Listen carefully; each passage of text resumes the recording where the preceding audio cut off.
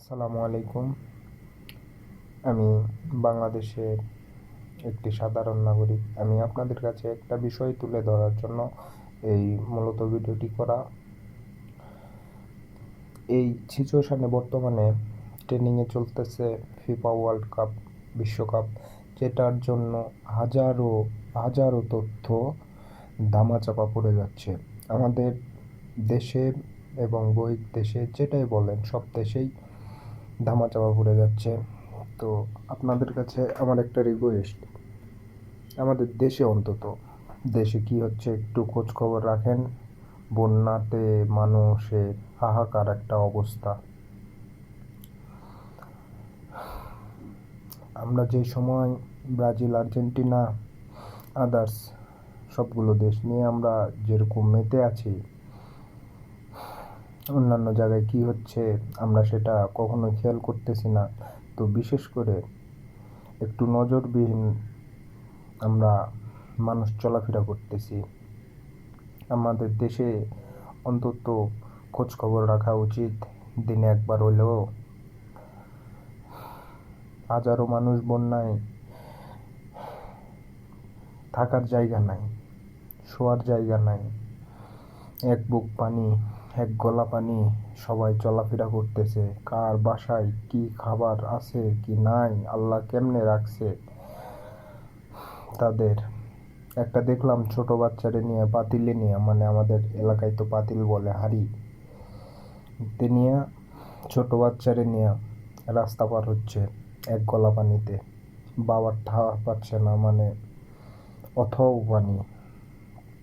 তো একটু চিন্তা ভাবনা, একটু বিবেক বিবেচনা করেন। অন্তত নিজের দেশের জন্য, বাহির দেশের জন্য কি করতেছেন সেটা ভাবার বিষয় না। আপনি নিজের দেশের জন্য একটু ভাবেন। আমার দেশের লোকজন কি করতেছে, আমার দেশের মানুষ কই আছে, কোন সিচুয়েশনে আছে, সেটা একটাবার দেখেন।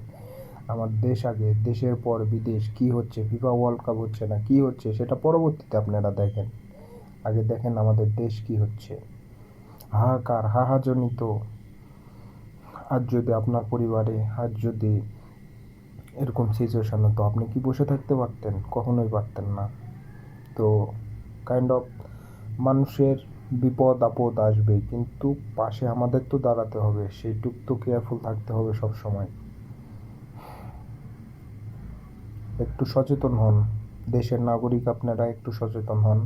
আপনারা সচেতন হলে আরও 10টা মানুষ সচেতন হবে। আমি একা সচেতন হয়ে তো লাভ নাই। আমি বিষয়টা নিউজ দেখার পর আজ 2-3 দিন থেকে একই অবস্থা চলতেছে দেশে, কিন্তু দেশের মানুষের কোনো কেউ যে একটা দেখবে যে দেশে আসলে কোন সিচুয়েশনে আছে, কি করতেছে, কারো দেখার তো কোনো সিচুয়েশন তো দেখতেছি না। তো একটুবার দেশের দিকে নজর দিন, দেশটা কোন সিচুয়েশনে আছে। আমাদের তো দরিদ্র দেশ, হাজার হইলেও আমাদের দেশ দরিদ্র।